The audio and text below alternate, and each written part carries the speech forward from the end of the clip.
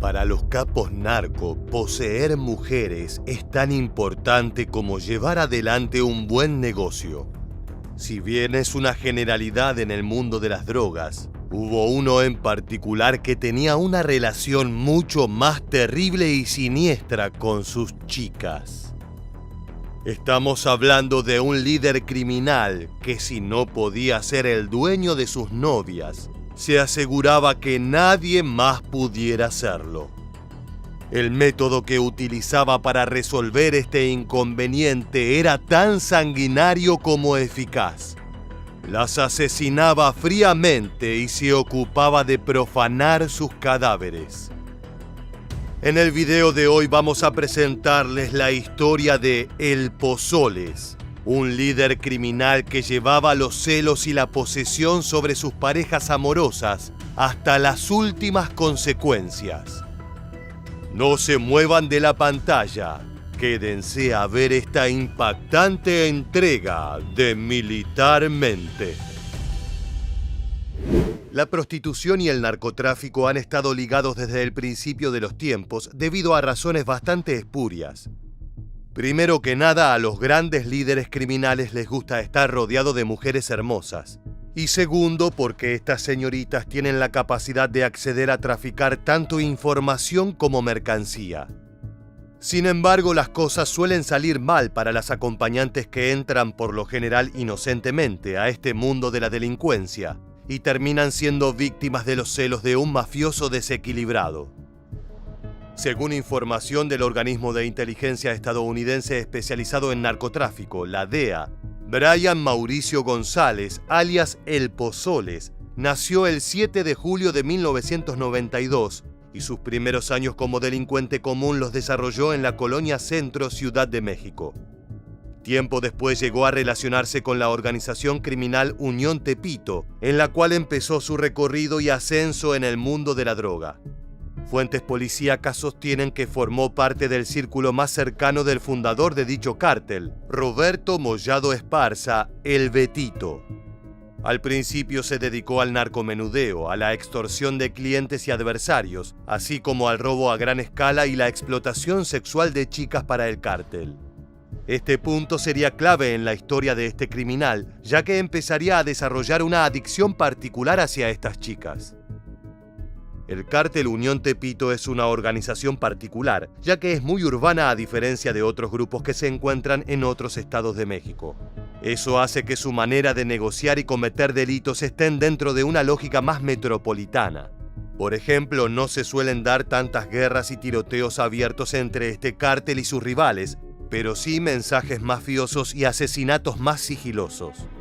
Son otro tipo de criminalidad, aunque no menos siniestra y ni peligrosa para la población. Una vez que El Betito fue detenido y puesto tras las rejas, el liderazgo del cártel fue asumido por El Pozoles, convirtiéndose en el hombre que manejaba los negocios. Además de ser el jefe de la Unión Tepito, este capo narco está relacionado con el cártel de los Rojos, ubicado en Morelos. De acuerdo con el Centro de Investigación y Seguridad Nacional, es sobrino del líder de esa organización criminal, Santiago Miranda Hernández, El Carrete. Los negocios nunca son tan fructíferos como cuando quedan en la familia. Sin embargo, más allá de la ventaja de tener una familia dentro del crimen organizado, nadie está exceptuado de tener debilidades. En el caso de Mauricio González, su punto débil eran las mujeres hermosas. Más precisamente aquellas que se puede pagar para conseguir su compañía. Así El Pozoles desarrolló una adicción a las prostitutas VIP, rondaba descuidadamente en círculos de páginas de escorts y en el ambiente de la noche y los excesos. Este oscuro vicio terminaría causando consecuencias desastrosas. El domingo 3 de febrero de 2019, la Secretaría de Seguridad y Protección Ciudadana amaneció informando la captura de González. Si bien ya era un reconocido líder narco, las autoridades no tenían pruebas para enjuiciarlo y condenarlo por esos motivos. Aunque su comportamiento con las mujeres también era notorio y rozaba la ilegalidad, lo que lo llevó a quedar detenido fueron casos de narcomenudeo que tenían como objetivo intentar quitarlo de las calles. Su detención no solo supuso un duro golpe para Unión Tepito, sino que abrió puertas a otras acusaciones que pesaban sobre el líder narco. El Pozoles estaría presuntamente vinculado con al menos 3 casos de femicidio, dato que hizo que las fuerzas de seguridad empezaran a estudiar aquellos crímenes sin resolver hasta entonces. El primero de los crímenes, sucedido el 27 de diciembre de 2017, corresponde a una víctima argentina llamada Karen Ailén Grosinski. Esta joven modelo y escort, en el año 2015 había migrado desde el país rioplatense para intentar hacerse una vida en el negocio de la música en México. Era una joven inquieta que tomaba cursos e iba a audiciones constantemente y que para pagar las cuentas había recurrido a convertirse en prostituta de nivel VIP. Con 23 años de edad, Karen Grosinski fue encontrada en una habitación del Hotel Pasadena, ubicado en Avenida Revolución 826, en la alcaldía Benito Juárez. La modelo argentina fue asesinada con frialdad, presentando lesiones cortantes en todo el cuerpo. Según versiones periodísticas, Karen brindaba servicios de acompañante a pasajeros del hotel de lujo, donde fue hallada muerta. Una de las hipótesis que la policía mexicana manejaba a esa altura de la investigación era que la joven argentina estaba manteniendo un vínculo de pareja con un hombre en ese momento no identificado, pero seguramente relacionado al mundo del narcotráfico. El día de su asesinato, ella asistió al lugar del encuentro citada por un cliente del sitio de escorts, pero jamás salió de la habitación 24 del hotel. Su cuerpo fue encontrado con señales de tortura muy viscerales y un disparo mortal. Aquí vemos imágenes compartidas por los medios de comunicación para contar la noticia. Fue asesinada en un hotel de paso de la Ciudad de México. La policía difundió estos videos donde aparece el presunto responsable del crimen. Te quería contar que estoy pasando por los mejores momentos de mi vida. Fue captado por cámaras de seguridad ingresando al Hotel Pasadena. Vestía una chamarra de piel negra, casco y se transportaba en motocicleta. Aparentemente ya lo esperaba Karen, quien había llegado a este país en 2015 y en redes sociales era conocida como Dana Brooke. Como ella, jóvenes extranjeras participan con engaños en esta red de prostitución. Las imágenes recolectadas por las cámaras de seguridad muestran a un sospechoso cuya identidad no pudo ser confirmada, pero su apariencia y movimientos hacen pensar que pudo haber sido el Pozoles. El cuerpo de Karen fue velado en una casa funeraria y luego sepultado. Un allegado de nombre Charlie se encargó de enviarle fotos del ataúd a sus suegros, con una tapa de vidrio que revelaba la cara del cuerpo prolijamente maquillado. Fue un extraño alivio para sus padres. El asesino le había dejado la cara relativamente intacta a la joven proveniente del norte de Argentina. Apenas unas semanas antes del hecho, una compañera y amiga del oficio de Karen, la venezolana Génesis Gibson Jaimes, de 24 años, también había sido hallada muerta en la habitación 107 del Hotel Platino en Ciudad de México. Aparentemente se había citado allí con un cliente de identidad desconocida que la asesinó brutalmente el 17 de noviembre de 2017. En chats con su madrastra, Grosinski expresó su preocupación. Ella era novia de un político y ni eso la salvó. La acuchillaron y le hicieron de todo y la dejaron asfixiada y muerta con un moño en el cuello. Este tipo de puesta en escena de la muerte hablaba de un asesino psicópata consciente de sus actos y no de una muerte accidental. Empezaba a existir un patrón entre las muertes y el posible asesino. En ese tiempo, Karen mantuvo una relación de amistad con la venezolana Génesis Giuliani Gibson, con quien, según las autoridades, vivió con ella en la colonia Nápoles. Génesis también se anunciaba en el portal y se dice estaba relacionada con personajes del cártel de Tepito. En noviembre de 2017, la joven venezolana fue asesinada en un hotel de paso de la delegación Venustiano Carranza. La argentina fue la primera persona que la identificó. Kenny Mireya Finol, la tercera víctima en la lista de chicas asesinadas, también se promocionaba en el sitio de escorts sonadivas.com. Su cuerpo iba a ser encontrado el 25 de febrero de 2018 en Ecatepec, con signos de tortura, pero con un condimento sumamente tétrico. El bello rostro de la modelo fue desfigurado a causa del ácido que el asesino le roció en la cara. Además, al cadáver le habían sido extirpados los ojos. Los forenses no pudieron determinar si estas acciones macabras fueron llevadas adelante antes o después del fallecimiento de la joven. Para sumar aún más gravedad al asunto, la policía mexicana encontró el cuerpo sin vida de Finol en una calle cerca de una escuela, en la colonia Jardines de Santa Clara. Además de declarar un desprecio por su víctima, el asesino estaba buscando generar impacto. Previo a su muerte, la joven de apenas 26 años de edad había realizado 2 grabaciones con su celular en las que acusaba a Brian Mauricio González del asesinato de Karen Grosinski. En esos mismos videos, Kenny denunciaba que el líder del cártel Unión Tepito la tenía amenazada de muerte y mostraba como evidencia rastros de heridas graves en su cuerpo. Cortadas con machetes, heridas abiertas, moretones en los ojos y la boca partida, además de una fractura en el brazo izquierdo. Según declara en las filmaciones, el narco también la habría amenazado de muerte con una pistola. Escucha por ti mismo el testimonio. Te advertimos que es extremadamente sensible. Y fui era él, casi me mata, me agarró a machetazo, tengo 5 puntos en la cabeza, mira todo el ojo limpio, ahorita me metió la pistola, solo puedo abrirme, me partió todo atrás, al último como que le entró y me dejó irme, pero casi me mata, me dio como 4 machetazos en todo el cuerpo, machetazo marica. Estos videos habían sido grabados 4 meses antes de su asesinato. Eran la única herramienta que tenía para intentar protegerse, dado que ninguna fuerza de seguridad o juzgado se había hecho eco de sus denuncias. Sus familiares más cercanos responsabilizaron del femicidio de Finol a El Pozoles desde un principio y proporcionaron a las autoridades todos los datos que tenían sobre él. Los puntos parecían empezar a unirse, ya que tanto ella como las primeras víctimas habían sostenido una relación sentimental cercana con el acusado. El Pozoles, enardecido de celos, le exigió a Kenny Finol que renunciara a su trabajo como escort. Cuando ella se negó, empezaron las amenazas de muerte. Lo mismo habría ocurrido con las otras 2 modelos asesinadas. Es más, según consta en el expediente, el mismo día de la muerte de Karen, el hombre llamó a Finol y le dijo que había matado a su compañera. En ese momento, Kenny supo que iría por ella. Por ese motivo, el último mes de su vida lo pasó encerrada sin querer ver a nadie y recluyéndose por completo.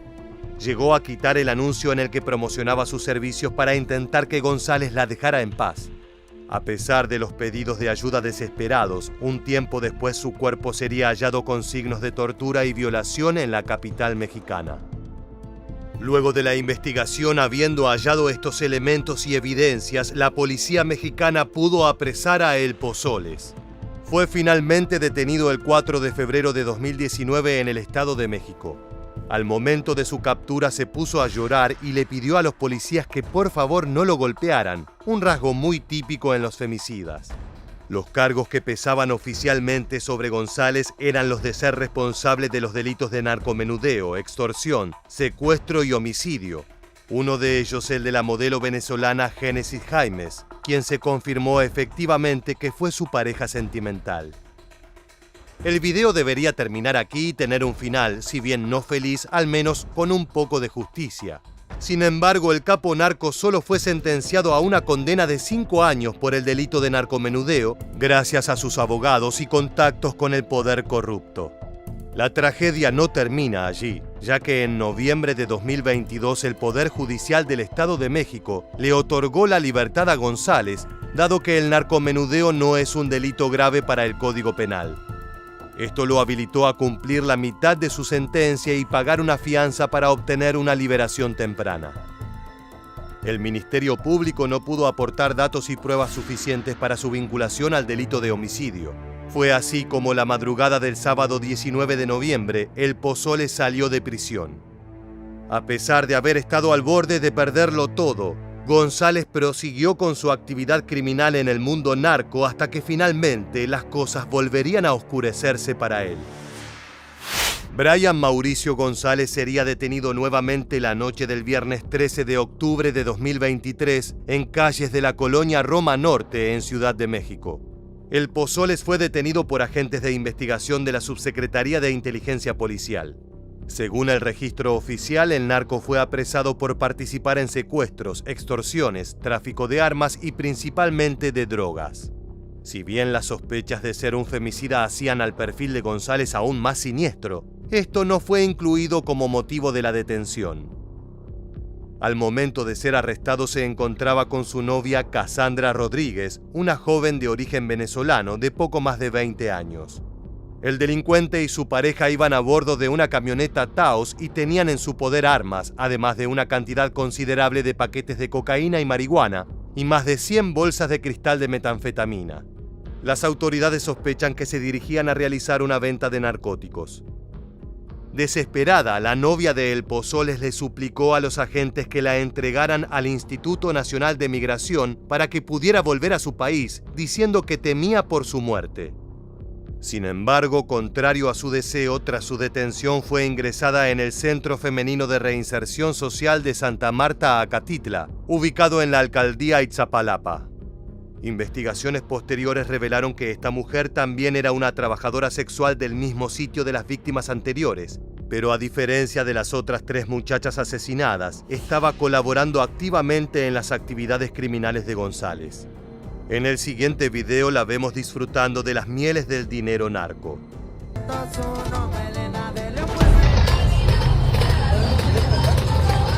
Coño, vale. Sin embargo, sobrevuela la espeluznante pregunta de saber si esta chica no estaba en la misma situación de peligro que las otras víctimas y que corrió con la fortuna de que su potencial homicida fuera detenido por la policía por otros motivos. El líder narco El Pozoles fue detenido en ese momento y sigue preso al día de la fecha.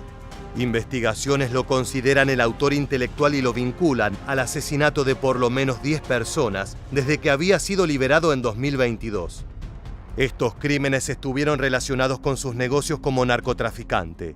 Sin embargo, en la carátula oficial de la causa, siguen sin figurar los 3 femicidios cometidos por el narco, supuestamente debido a la falta de pruebas. La memoria de esas jóvenes muchachas asesinadas no descansará en paz hasta que la justicia condene a este asesino por sus brutales homicidios.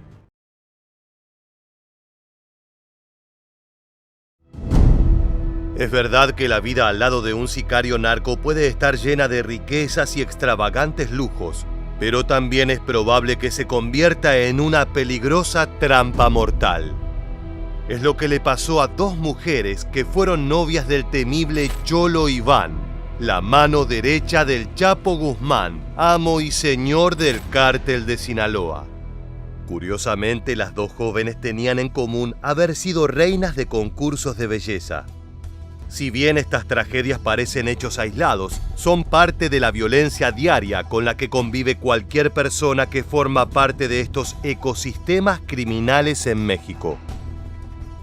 En el video de hoy vamos a revisar el perfil del Cholo y su relación con el CDS, además de compartir con ustedes el desafortunado destino que corrieron sus parejas.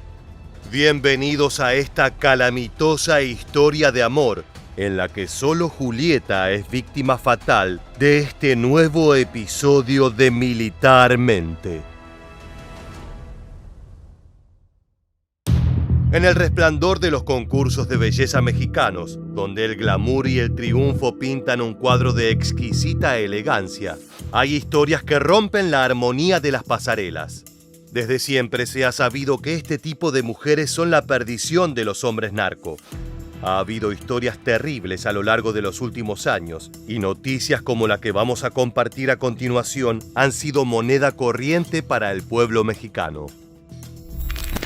En la tierra de Joaquín El Chapo Guzmán, convertirse en reina de belleza es una sentencia de muerte. La joven universitaria de 19 años viajaba en un auto de lujo cuando un vehículo se le aparejó en uno de los fraccionamientos de Culiacán. El cuerpo de Carla presentó por lo menos 14 impactos de bala. La policía dice que pudo haber sido un ajuste de cuentas. Una de las muertes más impactantes para la población fue la de María Susana Flores Gámez, la mujer Sinaloa 2012, cuyo destino trágico fue consecuencia de haberse visto involucrada en el mundo del narcotráfico. Pero para entender cómo se relaciona el ambiente narco con esta muchacha, tenemos que explicar un poco el contexto criminal de este estado mexicano. En los intrincados laberintos del mundo del narcotráfico en México, el cártel de Sinaloa se alza como uno de los titanes indiscutibles. Su historia, marcada por giros oscuros y poder criminal, fue escrita por las hábiles manos de quienes han llevado las riendas de este imperio del crimen. Pero hay uno que ha pasado a la historia para siempre. Fue el carismático y escurridizo Joaquín El Chapo Guzmán Loera, quien convirtió al CDS en una de las agrupaciones delictivas más poderosas del planeta. Tras sufrir varias capturas, el Chapo confió la dirección de la organización a sus herederos, conocidos como Los Chapitos, y a Ismael El Mayo Zambada. Juntos han mantenido la maquinaria del narco en constante movimiento, perpetuando la imponente presencia de este cártel en la interminable guerra por el tráfico de drogas. Cada capítulo en la saga del cártel de Sinaloa revela una lucha feroz por el control del territorio, una danza peligrosa entre aliados y enemigos y un constante desafío a las autoridades. Su presencia en el escenario del crimen organizado no es solo histórica, sino que también es una fuerza que persiste, desafiando las adversidades y perpetuando un poderoso legado de ilícita prosperidad. Antes de ceder su poder, el Chapo se manejaba con un fiel intermediario, sicario y mano derecha, de perfil bajo y poco conocido, pero que fue uno de sus más importantes lugartenientes. Orso Iván Gastelum Ávila, conocido como el Cholo Iván, era más que un mero asesino a sueldo o colaborador del cártel de Sinaloa. Este intrigante personaje, emergido entre las sombras como si se tratara de una historia cinematográfica, era el vínculo vital entre Guzmán Loera y la compleja maquinaria del grupo criminal. Mientras las miradas y fuerzas de las autoridades policiales se concentraban en el Chapo, Gastelum trabajaba de forma silenciosa y efectiva. Era el único junto a El Mayo Zambada con acceso directo al líder del cártel. Este hombre enigmático no solo desempeñó un papel crucial en garantizar la seguridad personal del Chapo, sino que también operaba como un negociador, evitando desgarros internos después de la segunda captura del capo narco. Además, frenó los embates de Isidro Mesa Flores, alias El Chapo Isidro, del cártel Beltrán Leiva, quien intentaba expandir sus dominios en Sinaloa. Las raíces de Gastelum provienen de Badiraguato, la tierra que también vio nacer a Guzmán. Este hecho los conectaría a nivel personal, generando una relación única entre líder y seguidor. Inició su carrera entre los sembradíos de marihuana del cártel, ascendiendo desde allí hasta cuidar las plantaciones en Durango, y finalmente convertirse en el jefe de escoltas de Guzmán Loera. Su lealtad inquebrantable lo llevó a ser el hombre de confianza, al punto de encargarse de la seguridad de los hijos del capo, llevándolos a la escuela cuando eran pequeños. El manejo de Gastelum era impecable, pero hasta el más certero de los sicarios comete un error alguna vez. El tropiezo de El Cholo llegó cuando involuntariamente el olvido de cambiar un chip en uno de sus teléfonos móviles condujo a la segunda captura de su jefe en 2014. A pesar de su lealtad indiscutida, el destino le jugó una mala pasada, haciéndolo responsable de la caída de su líder. Sin embargo, este golpe no sería el hecho que marcaría la vida de El Cholo para siempre. La herida más dolorosa que sufrió sucedió más allá de su papel en la maquinaria delictiva de la que formaba parte.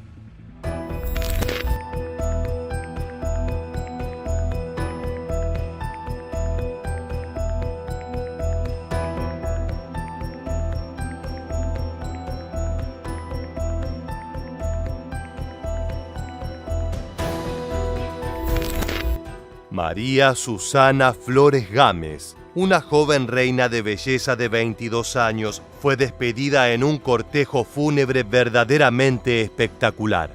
El blanco de la carroza que la transportaba contrastaba con el luto que envolvía a Guamúchil, Sinaloa, lugar que la había visto crecer. Su vida encontró fin en medio de un enfrentamiento entre un grupo narcoarmado y el ejército durante la trágica jornada del 24 de noviembre de 2012. Ese día pasaría a la historia como otro sombrío capítulo en el que una joven y bella mujer fallecía atrapada en las redes del narcotráfico de México. Carmen Gámez, su madre, siempre admiradora de los concursos de belleza, vio a Susi ganar su primer título a los 4 años como reina de la Cruz Roja. Sin embargo, la tragedia golpeó a la familia cuando su padre, Mario Flores, fue acribillado 2 años más tarde. Este asesinato debería haber sido interpretado como un presagio para una familia signada por la tragedia. A pesar de las adversidades, Susana continuó su ascenso en el mundo de los concursos, conquistando títulos como Reina de la Primavera, de la Secundaria, de la Preparatoria y también Modelo del Año. Con una estatura ideal para modelar e incomparable belleza, Susi prometía un futuro resplandeciente en el mundo de la belleza, las pasarelas y la televisión. Era conocida y querida por representar los sueños de cientos de jóvenes del pequeño pueblo donde había nacido, Guamúchil. El año 2011 marcó una etapa difícil para la muchacha. Su madre y sus 2 hermanos fueron secuestrados por hombres armados. Aunque liberaron a su hermana menor y a su madre 12 días después, su hermano quedó retenido hasta que pagaron el rescate. Rumores sobre su relación con un hombre vinculado a Guzmán Loera empezaron a circular mientras estudiaba comunicación en una universidad de Culiacán. En un país donde el narcotráfico entrelaza sus tentáculos con la sociedad, la historia de Susana empezaba a estar teñida por una oscuridad criminal y vaticinaba un crudo desenlace. En el barrio se la había empezado a ver seguido con un hombre que se destacaba por su singular atuendo, alejado del tradicional estilo vaquero. Este muchacho le hacía regalos extravagantes y tenía aspecto de artista de hip hop. Los más suspicaces sospechaban que el pretendiente estaba asociado al cártel de Sinaloa, muy presente en el territorio. El tiempo acabaría por darles la razón. María Susana Flores Gámez, señorita Sinaloa 2012, murió en un enfrentamiento entre militares y una célula de sicarios que presuntamente trabajaba para el Chapo Guzmán. El sábado 24 de noviembre de 2012, la joven de 22 años fue abatida en el Palmar de Los Leal, Mocorito, Sinaloa. Su vida se encontró con la violencia en un enfrentamiento entre sicarios y soldados, durante el cual los disparos de la policía local perforaron el cuerpo de Susana. Según el dictamen forense, una bala fatal destrozó la vena carótida a la altura de su cuello. Versiones testimoniales de los oficiales narraron un desesperado diálogo entre la joven y los agentes en el que ella suplicaba a los militares que no dispararan. También algunas declaraciones sugirieron que fue usada como escudo humano por los narcos para protegerse. Sin embargo, pruebas forenses confirmaron que la muchacha disparó un rifle de asalto AK-47 que fue encontrado junto a su cuerpo sin vida. Esto justificaba que la respuesta de los elementos de seguridad haya sido dispararle y no considerarla una víctima en la contienda. La reina de belleza se encontraba dentro de esta casa de seguridad, desde donde atacaron un convoy del ejército.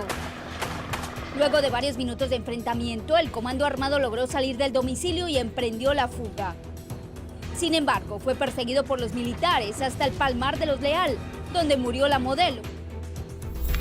Luego de investigaciones que siguieron al combate armado entre autoridades y criminales, la policía pudo comprobar el vínculo sentimental de Susana con Orso Iván Gastelum Ávila. Su identificación como pareja de El Cholo Iván añadió un matiz oscuro a su vida y empañó el recuerdo de su memoria. La relación de Susi con este narcotraficante estaba marcada por el hermetismo, ya que no solo era un criminal prófugo de la justicia, sino que también era un hombre casado.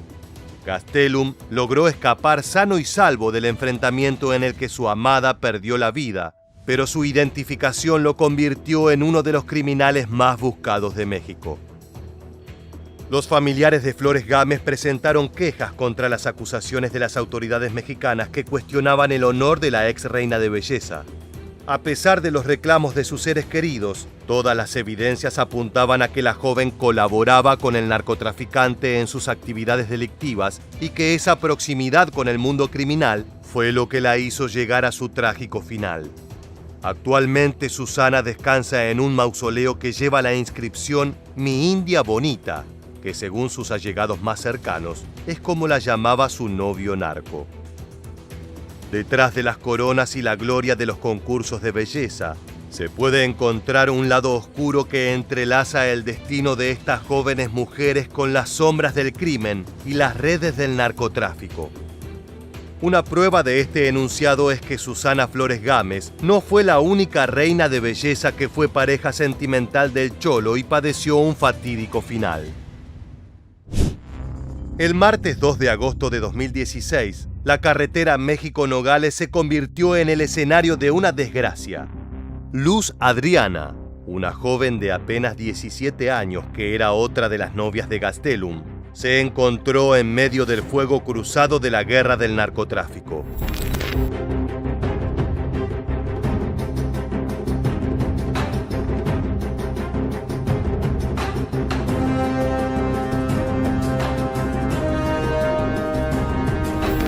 Los datos recabados por la Fiscalía Estatal revelan que aquel fatídico día, alrededor de las 17:30 horas, la joven y otras 3 personas robaron una camioneta Cherokee de alta gama a una mujer en la ciudad de Guamúchil. 2 de los individuos abordaron el vehículo hurtado y tomaron la carretera hacia Culiacán, mientras la muchacha y su pareja los seguían en otro vehículo 4x4. Esta persona no era nadie más ni nadie menos que el mismísimo Cholo. Creyendo haber tenido éxito, se dirigieron de vuelta a su base de operaciones en Badiraguato, donde fueron violentamente sorprendidos en medio de su ruta. Mientras los automóviles transitaban de la ciudad de Guamúchil a Culiacán sobre la carretera internacional México 15 a la altura del poblado de Pericos, se empezaron a escuchar disparos. Un grupo de sicarios armados y encapuchados emboscaron a los 2 vehículos, tirando a matar. Tanto la camioneta GMC Sierra modelo 2015 en la que viajaban Luz Adriana y el Cholo, como la Jeep Cherokee blanca en la que iban los cómplices, fueron alcanzados por las balas.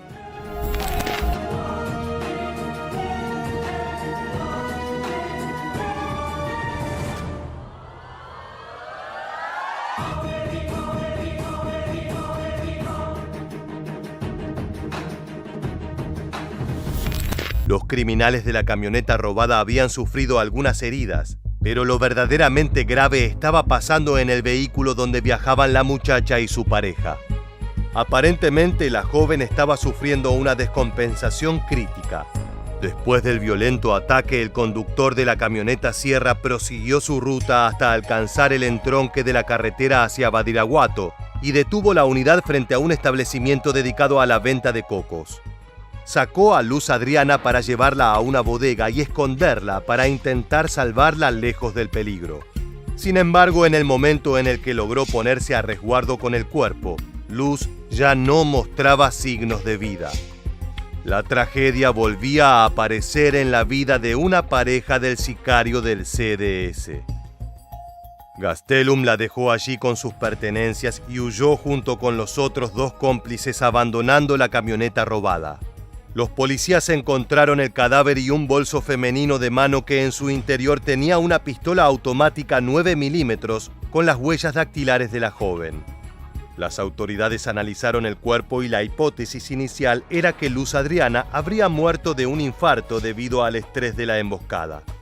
Sin embargo, un análisis forense más profundo reveló que una bala había alcanzado la parte baja de su espalda, perforando sus pulmones y causando su muerte.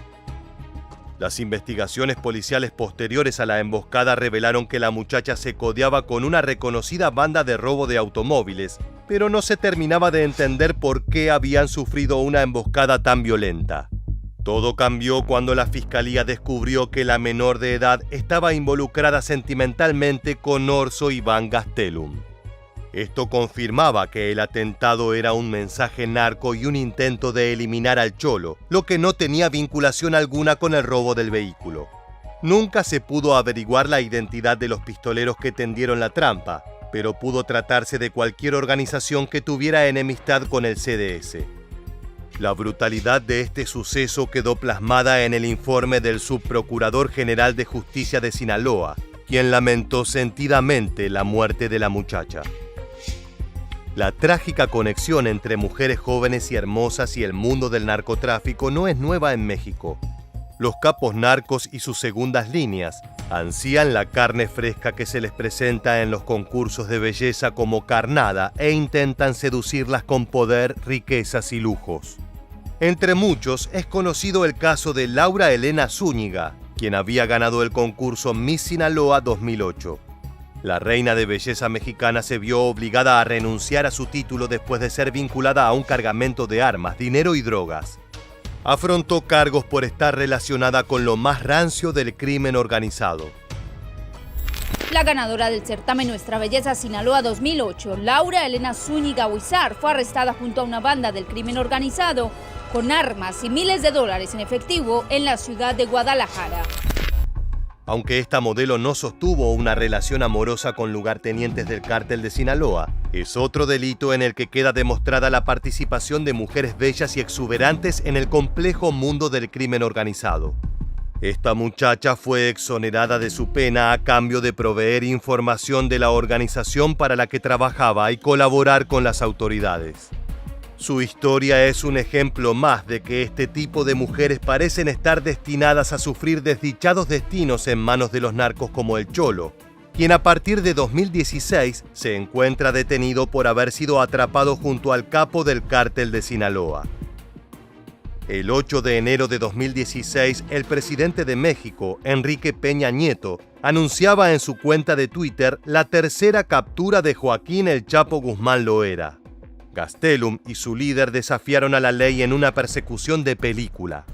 Cuando las autoridades rodearon su escondite, ambos se sumergieron en unas profundas alcantarillas, sorteando el estiércol y la oscuridad para eludir la justicia. Una vez que fueron atrapados y colocados en el asiento trasero de una patrulla, fueron fotografiados. La imagen de su captura muestra al Chapo pensativo y su secuaz con gesto de derrota, cicatrices y suciedad debido a su intento de escape. Con la extradición a Estados Unidos del Chapo en 2017, el Cholo Iván acaparó el centro de atención de las autoridades. Coordinador de seguridad personal de Guzmán, conocía cada uno de los movimientos y secretos del imperio del narcotraficante. Su captura, confirmada por la Fiscalía General de la República, marcaba el final de su resistencia legal con amparos y lo colocó frente a la Corte Federal de Nueva York. Acusado de asociación delictuosa, tráfico de drogas y uso de armas de fuego, representó la última pieza que la justicia norteamericana necesita para completar el rompecabezas del cártel de Sinaloa. Como jefe de plaza lideró una fuerza de hasta 300 personas, enfrentándose a rivales y consolidando su reputación de estratega audaz.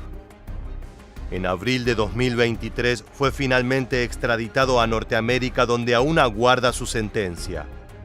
Conociendo a este personaje, seguramente negociará su pena de forma escurridiza, intercambiando información valiosa de su paso por el mundo narco, a cambio de algo de impunidad.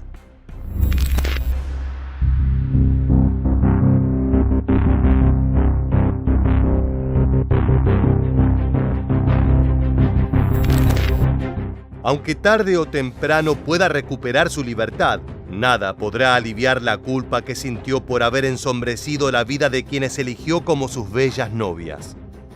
Estas jóvenes fueron arrastradas al mundo del crimen organizado, probablemente seducidas por un personaje que les prometió una vida de reinas. Aunque no haya jalado el gatillo, el violento y sanguinario final al que se vieron expuestas estas muchachas es responsabilidad también de quien las metió en ese ambiente delictivo. El culpable es Orso Iván Gastelum Ávila, y no hay trato que pueda liberarlo de esa pena eterna.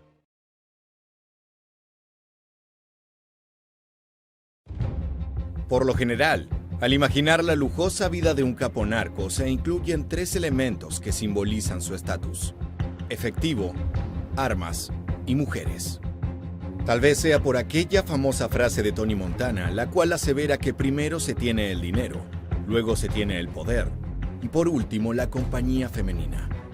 Lo seguro es que los criminales gustan de salir con bellas muchachas, como una muestra más de su posición. En Militarmente solemos enfocarnos en las brutales carreras de los hombres que forjaron los imperios criminales.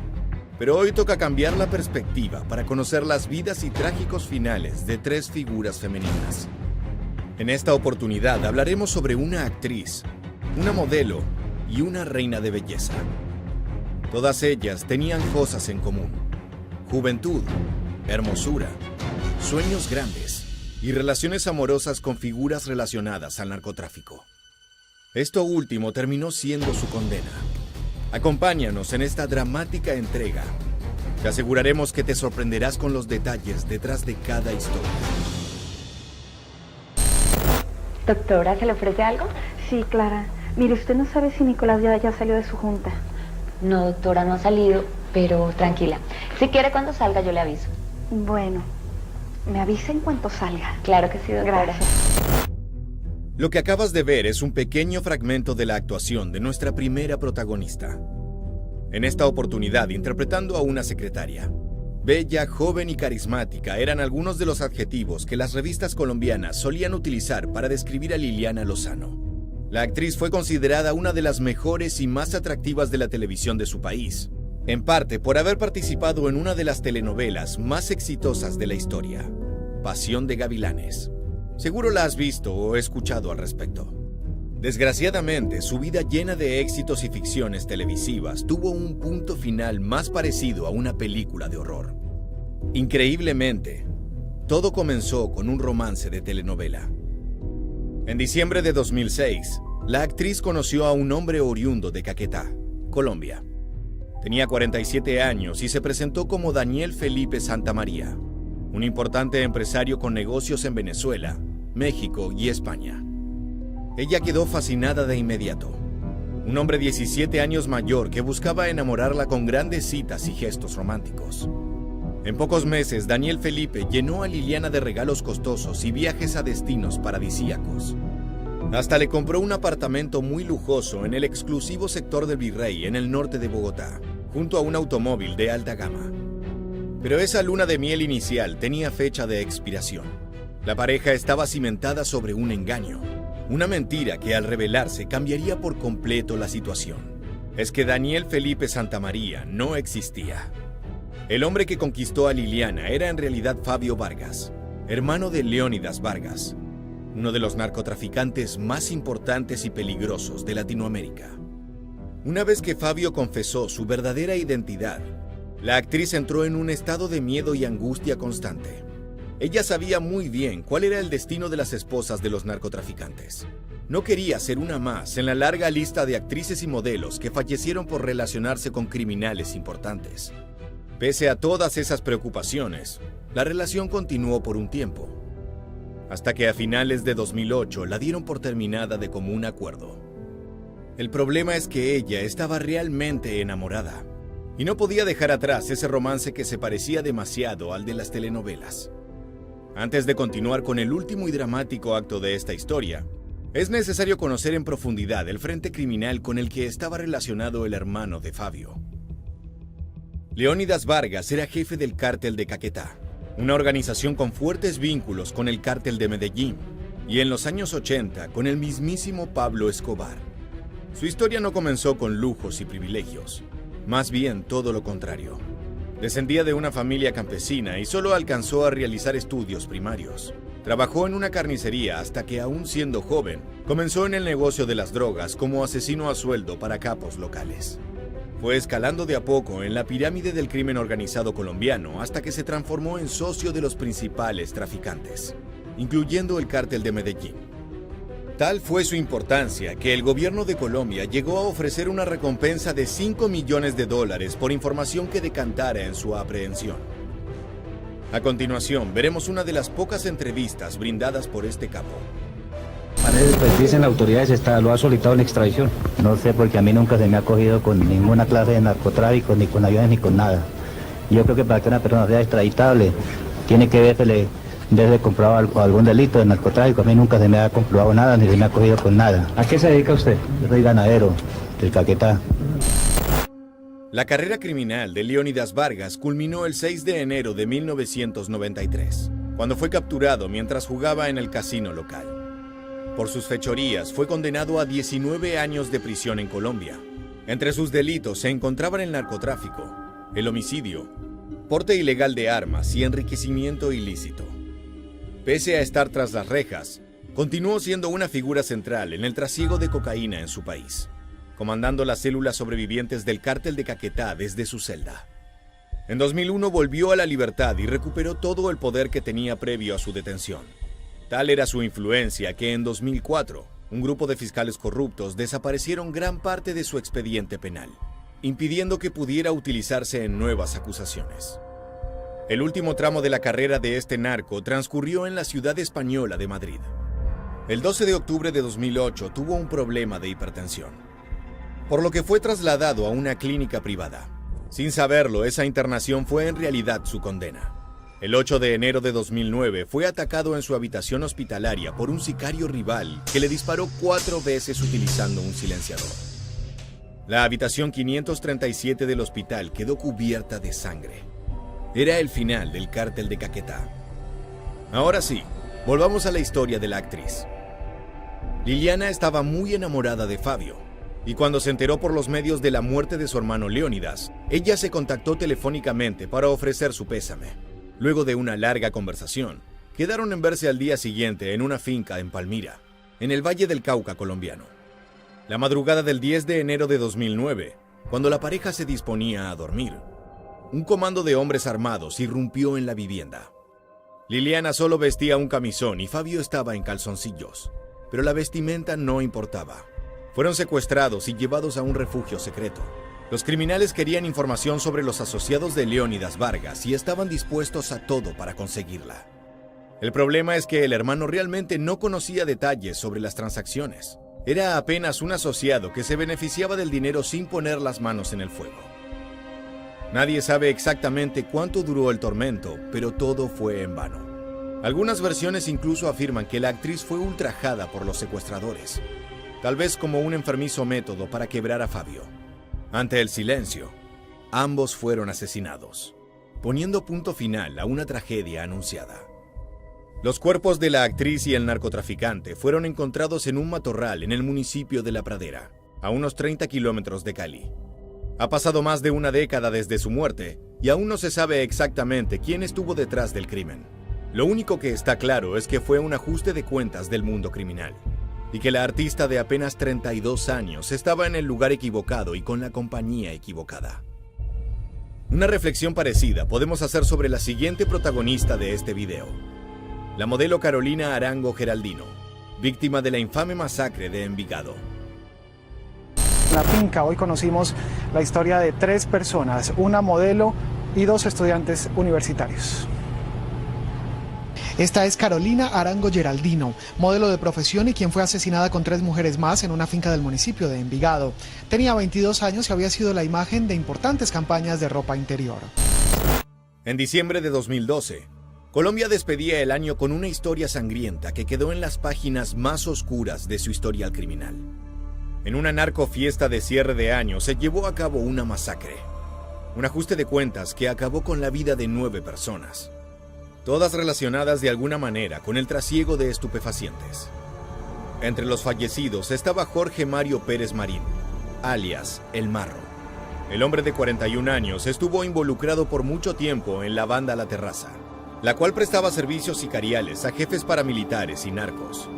Básicamente era el brazo ejecutor, con numerosos asesinatos en su haber. Junto al Marro se encontraba su pareja, la famosa modelo Carolina Arango Geraldino, de tan solo 22 años. Ella se dedicaba al modelaje de ropa interior, y fue en ese contexto que conoció al sicario narco con el que pasó la noche del 30 de diciembre. Más tarde se supo que la joven le había solicitado permiso a su madre para ir a festejar con amigos. No sabía que en su destino aguardaba la tragedia. Desgraciadamente, los disparos de pistola se mezclaron con los cánticos festivos y el alcohol. Pero ¿cómo se explica semejante violencia? El principal cliente de El Marro era el frente criminal conocido como Oficina Envigado, una organización originaria de Antioquia, Colombia. Este grupo surgió como un comando de asesinos al servicio del cártel de Medellín, pero con el tiempo se transformó en un BACRIM, o banda criminal, completamente autónoma. Con idas y vueltas en su liderazgo, la Oficina Envigado ha logrado mantenerse como uno de los principales vendedores de droga de la ciudad. Son responsables también de hurtos, secuestros y del cobro de protección a comerciantes locales. Pero en el universo criminal todo tiene un precio. Se estima que la brutal masacre ocurrida en la fiesta de fin de año fue un ajuste de cuentas entre operadores que se disputaban el poder en dicha organización. El desastre fue reportado por la esposa del mayordomo del Marro. Cuando ella salió de su cuarto en la mañana del 31 de diciembre, se tropezó con el cadáver del hombre al que amaba. La mujer contó que durante la noche escuchó algunos gritos y roturas de objetos, pero son cosas frecuentes en las narcofiestas. Incluso los disparos son una tradición en ese tipo de encuentros. Lo que no se imaginaba era amanecer con los restos de una sangrienta balacera. A continuación, veremos imágenes de la lujosa finca durante las investigaciones policiales.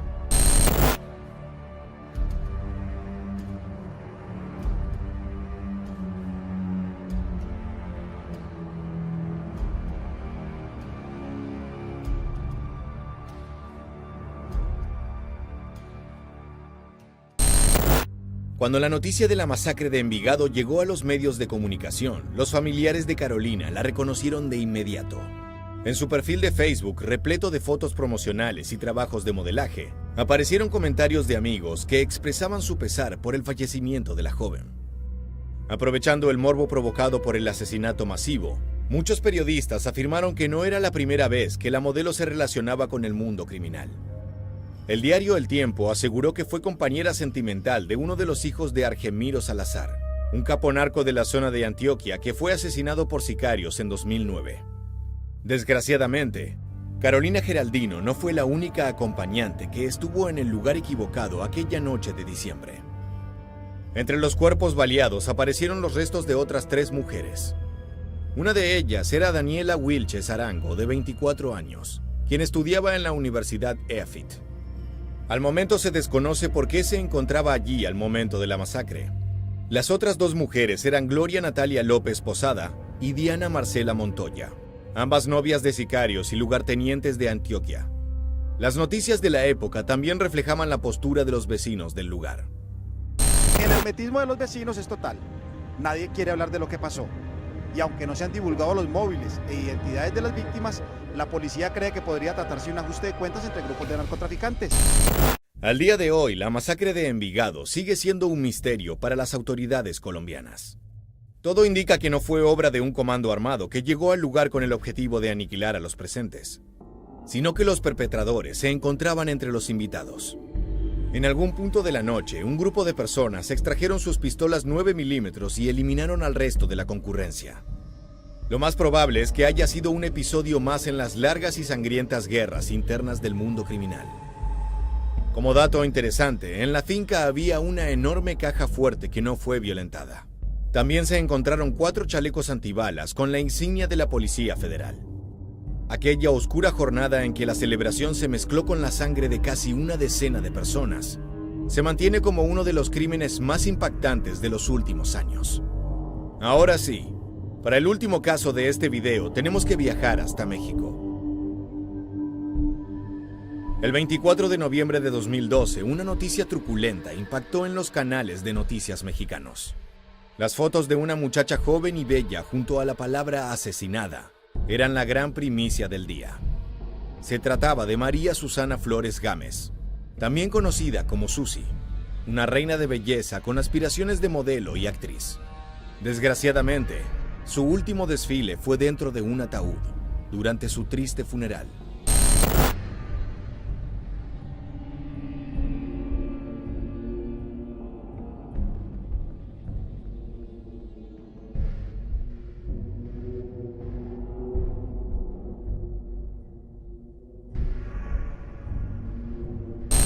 El cuerpo de Susana fue transportado en una carroza blanca. Los acompañaban flores, música de banda y un pequeño contingente de personas compungidas que recorrieron las calles de su Sinaloa natal. Hasta este punto, la historia de esta reina de la belleza es triste. Pero falta un detalle fundamental que cambiará por completo tu visión sobre los hechos. Susi falleció en un tiroteo entre un grupo narco y el ejército. Y cuando fue encontrada sin vida, tenía en sus manos una AK-47 completamente cargada. Pero ¿cómo llegó a esa terrible escena? Marisa Susana Flores Gámez supo que quería modelar desde pequeña. Ganó su primer concurso a los 4 años cuando fue coronada como reina de la Cruz Roja. En una entrevista, Carmen Gámez, su madre, recordó que a los 10 años su pequeña ya era una competidora experimentada con numerosos triunfos. Su presencia también se hizo notar en canales de televisión, donde fue entrevistada luego de conseguir el título de Miss Sinaloa. Flores, estuviste participando en Nuestra Belleza. Sí, fui concursante de Nuestra Belleza. Y aparte ostentas el título de Mujer Sinaloa 2012. Que has representado a Sinaloa. Ajá, y soy Miss México Turismo. Órale, yo soy locutora. Acabo de ir hace como 3 meses a China a representar a México. Parecía que el destino de Susi era el éxito en el mundo del modelaje, pero un encuentro fortuito cambió para siempre la dirección de su vida. En las noches sinaloenses, Susana compartió tragos con Iván Gastelum, uno de los hombres de confianza de Joaquín El Chapo Guzmán, capo del cártel de Sinaloa. La gracia, el carisma y el 1,70 m de Susi volvieron loco al sicario, que de inmediato quiso entablar una relación con la joven reina de la belleza. Desde que comenzaron a frecuentar, se corrieron rumores de que la joven prodigio estaba en pareja con un asesino y narcotraficante, pero la gente tenía miedo de contar detalles sobre ellos. Iván Gastelum era un sujeto bastante particular. Se distinguía de sus compañeros de cártel por no usar la clásica vestimenta de jeans y botas vaqueras que frecuentan los narcos de alto nivel. Al contrario, el joven usaba pantalones anchos y remeras sin mangas con imágenes de artistas de hip hop. Pero la apariencia juvenil era solo una parte de su personalidad. También era un sicario prodigioso con varios crímenes en su haber. En 2005 había sido acusado de posesión ilegal de armas y salió libre tras el pago de una fianza. Fue arrestado nuevamente meses después, pero en el año 2009 tuvo una escapada de película de la cárcel de Aguaruto. Salió vestido de mujer en medio de una fiesta donde los guardias se embriagaron. Una de las imágenes más famosas de la historia de la guerra contra el narco tiene como protagonistas a Iván y Joaquín El Chapo Guzmán. En la captura, los hombres están sin remera, golpeados y con la mirada perdida. Esperan en la parte trasera de una patrulla a ser llevados a un destacamento policial. Las violentas aventuras de Gastelum le valieron ser protagonista de varios narcocorridos, esas canciones que relatan la vida ilegal de los sicarios y capos narco. El tema Gente del general Cholo Iván repasa sus hazañas contra los militares y cuenta que tuvo que fugarse de la cárcel porque el jefe me ocupaba para pelear, siempre firmes con el Chapo. La reputación de Gastelum hizo que Susi tratase de mantener la pareja en un relativo anonimato. A la reina de la belleza no le gustaba hablar mucho sobre su novio, no solo porque era prófugo de la justicia, sino porque aparentemente estaba casado. La infidelidad era la menor de sus preocupaciones.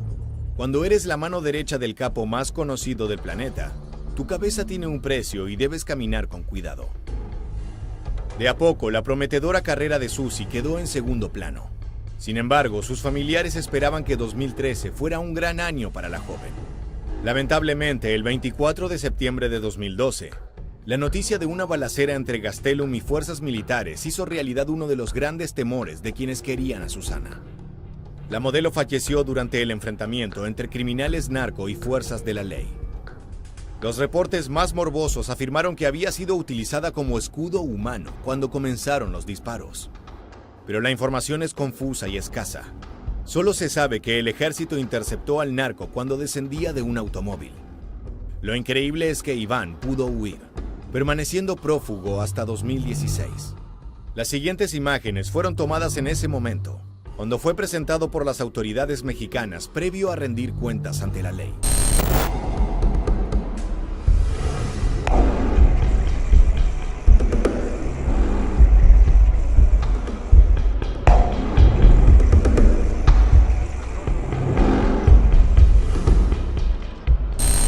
Las historias de estas 3 mujeres son paradigmáticas y representan a la de tantas otras que por ambición o ingenuidad terminaron relacionándose con hombres peligrosos. Esos amores cargados de dinero, drogas y armas de fuego fueron su perdición. Por lo general, ni los grandes capos ni los sicarios más humildes tienen un desenlace positivo. El destino de un narcotraficante y el de su pareja casi siempre es una muerte dolorosa. De esta manera llegamos al final del video. Si te interesó este tópico, te invitamos a suscribirte y activar las notificaciones para estar al tanto de todas nuestras novedades. Sin más, nos despedimos hasta la próxima entrega de Militarmente. Gracias por acompañarnos.